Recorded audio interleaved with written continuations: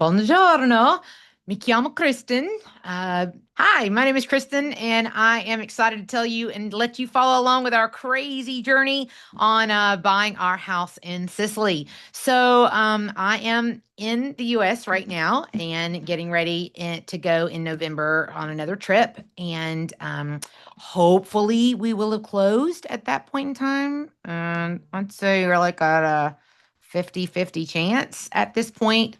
And yeah, today I want to talk to you a little bit about how we put the money aside for our trip. Okay, so one of the first questions that I for our trip for our apartment. So one of the things that people ask me about all the time is, are there mortgages in Italy? The answer to that is yes, there are some banks that will do that. However, what we found out very early was you have to pay half of whatever the mortgage is up front. They'll loan you the other half. Often they'll loan you the other half, but you have to come up with half of it up front. And second part is you also there was not a single place we saw that would do a loan for anything less than 80,000 euro. Okay. So that's two things you got to think about. Yes, you could get a mortgage, but you got to come up with half. And then the other side was if you're going to get a mortgage, it's going to have to be a more expensive house. So we decided to go with the less expensive house that we would pay up front. The next thing I thought was really interesting is that, as you know, I'm sure, hopefully you know, the euro and American exchange rate, it changes every single day. And so one of the things that we had to do early on was lock in our exchange rate. So we worked with a great company. I would recommend this company named Currency Exchange. They're based out of London. I had no problems. Very, very resourceful and very responsive, which to me is a big deal. And so basically what you do with them is you basically strike a deal with them to go ahead and buy your euros. So they look at whatever the rate is on that day and they say, are you good with this particular rate of whatever it is, American dollars versus the euro dollars? And then they buy that and they put it into an account. They pre-buy it for you. And then you pay into that account to be able to pay it off.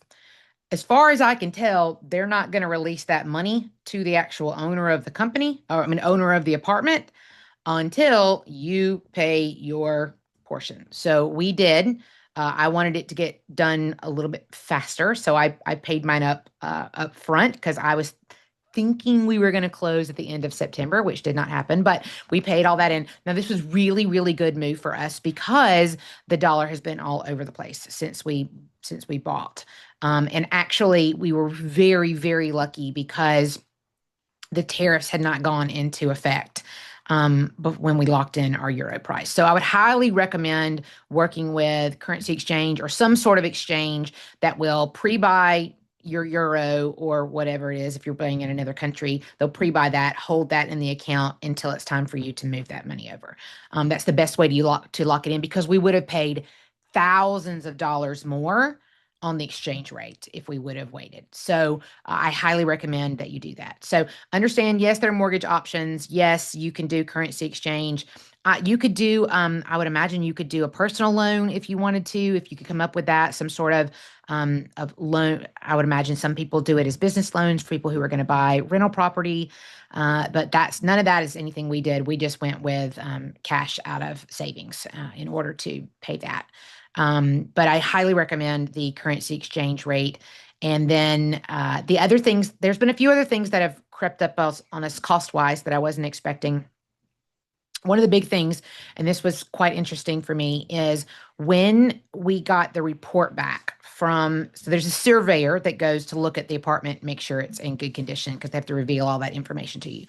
When the surveyor came back, there were two things in particular that needed looking at. One was that our on that top porch, which we love, there was a deck. How do you explain it? A little roof that was built on top of it that was not authorized by the city wasn't authorized by the city.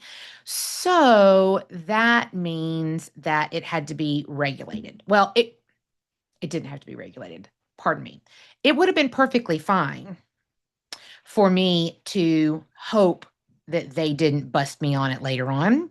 But I learned and was told very early that you try to do everything as legally as humanly possible because things can go sideways very fast. And so we decided to go ahead and pay for these things to be regularized I think regularized is the right word, regularized through the city, which is literally another month and a half to get done.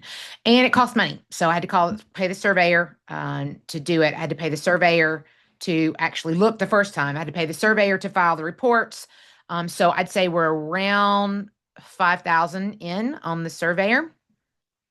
Again, we shouldn't really have very many repairs to our particular place.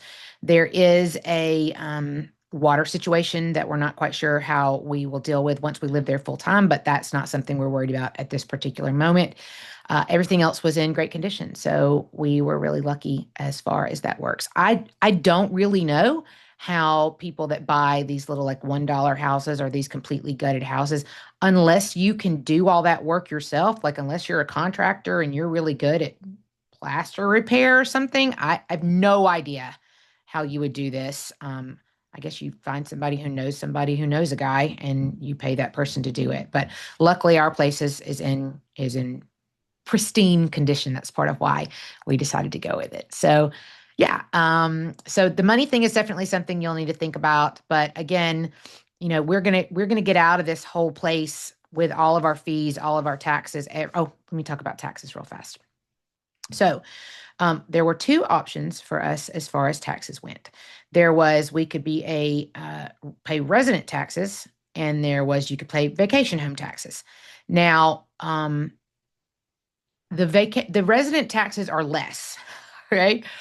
The problem is we don't live there. Okay. So one of the things we were told two or three times by different people was, look, you just find somebody to show up at the house, and then on the day that the police tell you that they're going to come by, and they see that you're there 2 or 3 months in a row, and then they say, yeah, you really are a legal resident, and then you're done. And I was like, no, I'm not doing that. How much is the tax difference? And y'all, it's less than $1,000 for the year. So totally worth it to just pay the vacation tax until you decide to live there full time. Just pay. Don't do the shady stuff at this point. It just could go sideways so many ways. So I think altogether we will end up getting out of our apartment. Altogether, every fee that we've paid will be a little under 70,000 euro. So yeah, no, 70,000 US. It'll end up being around 70,000 US. Which is great and a whole lot less than anything that I could buy, even in the deep South where I live right now. So, yeah, that's how we came up with the money.